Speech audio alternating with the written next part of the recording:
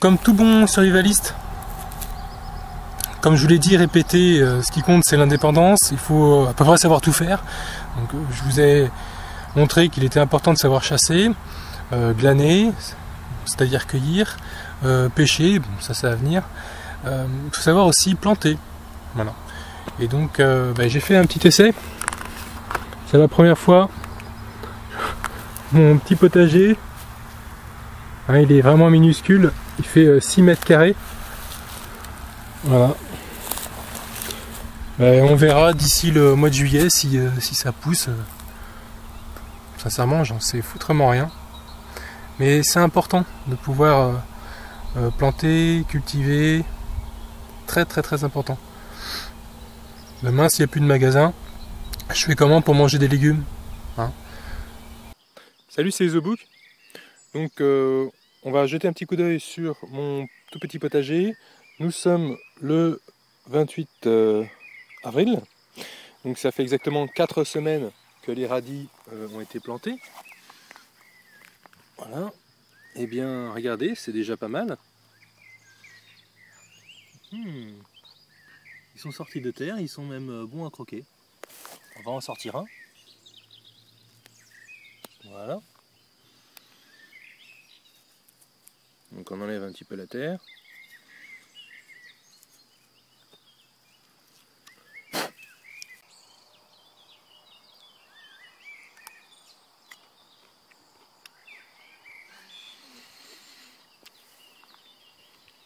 très bon.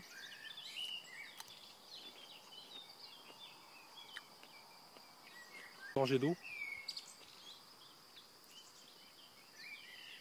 Peut-être qu'ils sont pas encore assez mûrs. Mais en tout cas, ils ont la taille idéale. Ils sont vraiment très nombreux à être sortis de terre. Hein. On peut le voir. Et de ses racines. Voilà.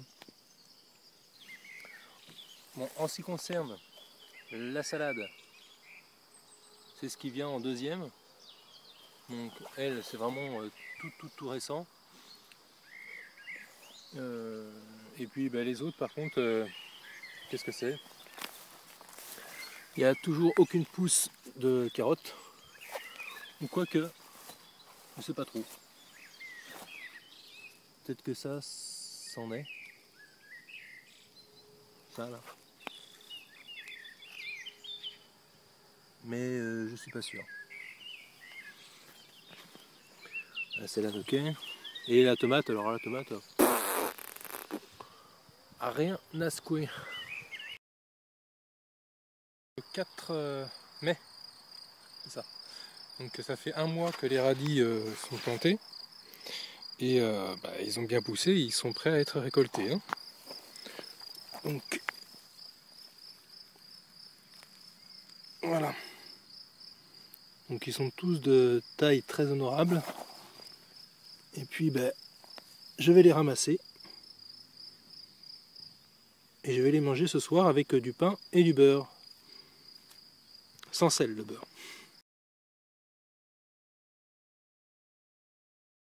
Donc voilà ce que représente un seul rang de 3 mètres de long. Donc il y a un autre ici, donc c'est le même. Ça sert à rien. Déjà pour manger tout ça, il va me falloir un petit peu de temps, donc ça sert à rien que je sorte cela de terre pour le moment. Ils vont rester là, ils sont très bien, ils vont pas devenir avec une peau toute fripée dans le bac à légumes du frigo. Certains sont vraiment très gros, et puis d'autres vraiment tout petits, alors qu'ils ont été plantés en même temps. Pourquoi? Eh bien, je me suis aperçu que ceux qui ont profité le moins étaient ceux qui étaient plantés le plus en profondeur. Voilà. Cela a été planté ne serait-ce que 2 cm plus profond dans la terre par rapport à cela. Et je suis très étonné parce que c'est gorgé d'eau alors que ça demande très peu d'eau. Je ne sais pas où il prend l'eau. C'est vraiment un mystère. Tout ça, c'est que de la flotte. Seulement, j'ai quasiment pas arrosé et il a fait beau tout le temps. C'est un vrai mystère. Donc, en tout cas, pour la place qui est dégagée ici, je vais pouvoir donc faire de la place pour mes salades, parce que la salade, elle a besoin de place. On va en prendre une. Voilà.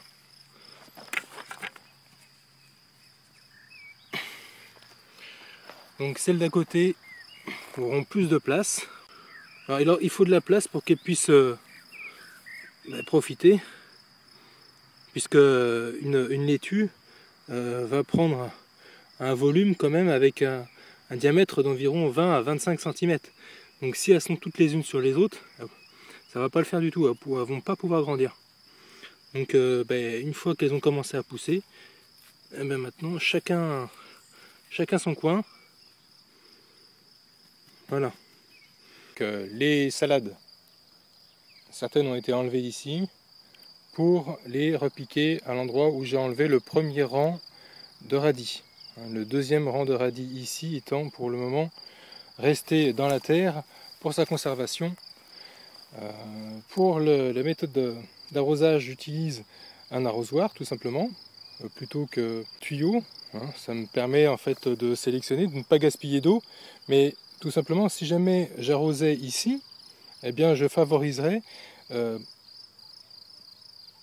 la venue de plantes et d'herbes. Donc là, ça me permet de voir un petit peu plus clair, de savoir ce qui est bon et ce qui ne l'est pas. Puisque si je plantais dans quelque chose comme ça, je serais incapable de faire la différence sur ce qu'est une mauvaise herbe ou un radis ou une salade. Simplement avec un tout petit sachet à 90 centimes de radis, vous faites 2 rangs comme celui-ci. Donc c'est quand même très vite rentable. Au niveau de l'entretien, j'ai arrosé, allez, si je calcule tout, si je fais une moyenne entre l'arrosage,